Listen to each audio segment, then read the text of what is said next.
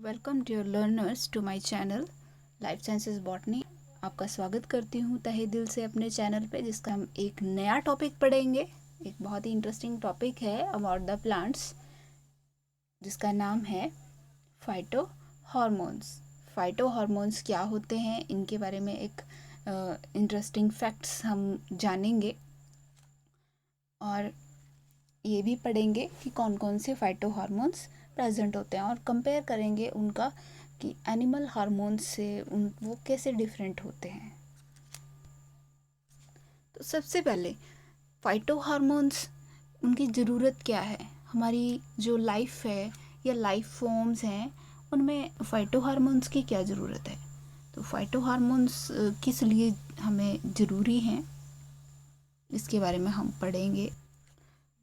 Dear learners, अगर हम बात करें कि जो मल्टी सेलुलर ऑर्गेनिजम्स हैं, उनमें सेल्स आपस में कम्युनिकेट कैसे करती हैं, किस तरीके से वो आपस में एक सेम प्रोसेस को कैरी ऑन करती हैं। जैसे कोई टिश्यू है तो उसको किस तरीके, उसके सेल्स किस तरीके से सेम ही काम जो है वो करते हैं।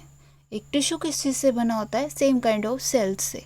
तो एक सेल के अंदर अगर कोई एक तरीके का काम हो रहा है, कोई प्रोटीन बन रहा है या फिर कोई एसिड बन रहा है, तो उस ऑर्गन के अंदर या उस टिश्यू के अंदर सेम वैसी ही से सेल्स होती हैं, वो सारी इकट्ठी काम करती हैं और वही प्रोटीन बना रही हैं या वही एसिड जो है वो प्रोड्यूस कर रही हैं।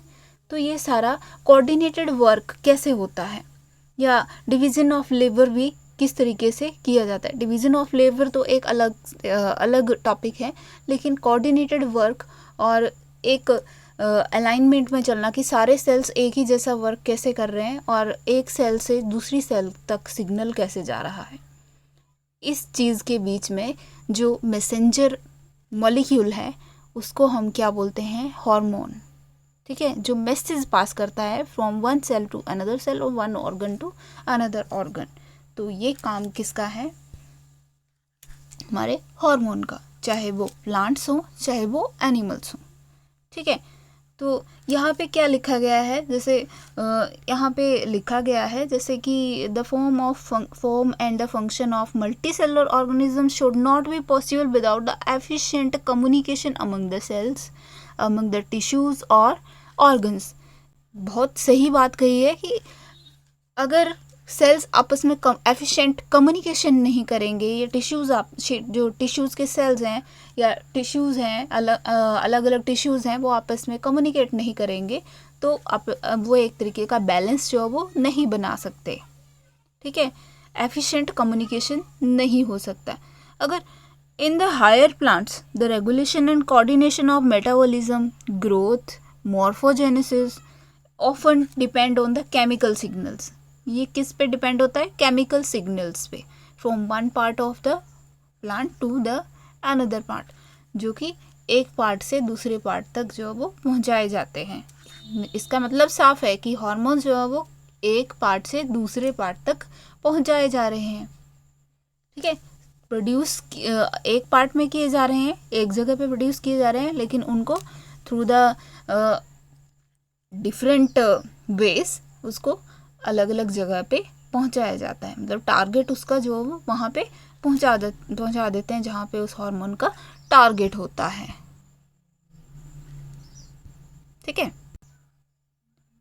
अब बात करते हैं कि ये सबसे पहले ये हार्मोन्स का कंसेप्ट किसके माइंड में आया, कि ये चीज़, कोई चीज़ ऐसी होती है जिसकी वजह से क्या होती है, कम्युनिकेशन होती है, या फिर जिसकी वजह से क्या होता है, फॉर्मेशन होती है या ग्रोथ होती है डिफरेंट प्लांट ऑर्गन्स की। तो ये कौन था, ये इन साइंटिस्ट का नाम था, इन बॉटनिस्ट थे ये, जर्मन बॉटनिस्ट जूलियस वॉन सेचेस। कौन थे ये, जूलियस वॉन सेचेस।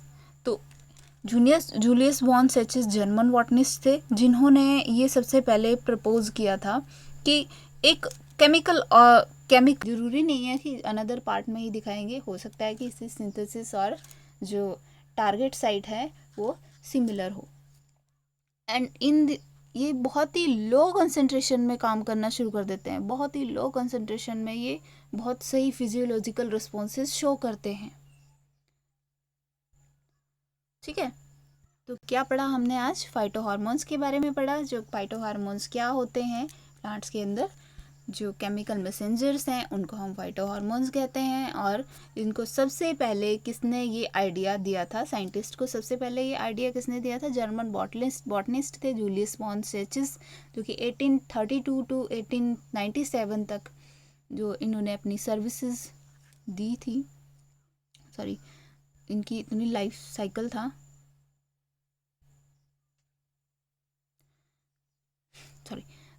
और इन्होंने क्या बोला कि कुछ एक केमिकल फैक्टर हो सकता है या केमिकल मैसेंजर जो वो कंट्रोल कर रहा है को, उनकी फॉर्मेशन और ग्रोथ को कौन कंट्रोल कर रहा है? केमिकल मैसेंजर कंट्रोल कर रहा है। ठीक है।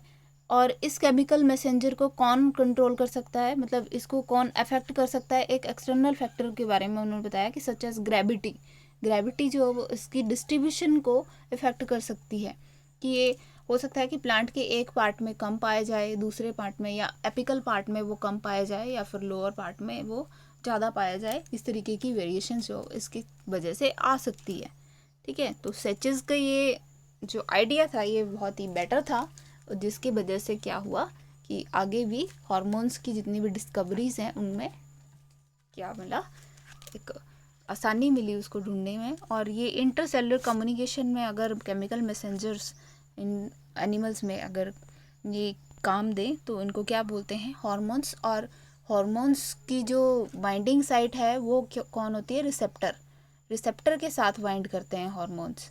ठीक है। उसके बाद जो वो फर्दर प्रोसेस चालू होती है। तो रिसेप्टर के बारे में भी हम लोग डिस्कस करेंगे लेटर ऑन। तो प्लांट्स के बारे में और एनिमल्स के बारे में भी हमने डिस्कस किया कि प्लांट में, एनिमल में कौन कौन सी फॉर्म में हार्मोन्स हो सकते हैं। प्रोटीन्स की फॉर्म में हो सकते हैं, स्मॉल पेप्टाइड्स की फॉर्म में हो सकते हैं, अमीनो एसिड डेरिवेटिव्स की फॉर्म में हो सकते हैं, या फिर स्टीरॉयड की फॉर्म में भी हो सकते हैं। ठीक है। तो जो एनिमल्स हैं उनकी बात तो अलग है, लेकिन प्लांट्स में ये केमिकल्स ही, मैक्सिमम केमिकल्स ही यूज़ होते हैं। केमिकल फॉर्म में भी कौन से ऑक्सीजन्स हो सकते हैं ये। ठीक है। इनके प्रिकर्सर्स जो वो अलग अलग होते हैं, लेकिन ऑक्सीजन्स, जिबरेलिन्स, ये अलग अलग हार्मोन्स पाए जाते हैं। ये सारे के सारे क्या है? केमिकल्स हैं। साइटोकाइनिन हो गया, इथाइलिन हो गया, एब्सिसिक एसिड हो गया। तो ये क्या है? प्लांट हार्मोन्स हैं। और इसके अलावा कौन कौन से 3 हार्मोन बताया मैंने आपको? Salicylic jasmonic acid, and third one is the brassinosteroids. तो बस आज का ये था लेक्चर हमारा फाइटो हार्मोन्स के ऊपर। और फाइटो हार्मोन्स की अगर ये वीडियो आपको अच्छी लगी हो और आपको अच्छे से समझ आया हो तो आप इसको लाइक, शेयर एंड कमेंट करना मत भूलना, और नोटिफिकेशन बेल को दबा देना ताकि आपको नेक्स्ट वीडियो की इंफॉर्मेशन जल्दी से जल्दी मिल जाए। Thank you. Thanks for watching.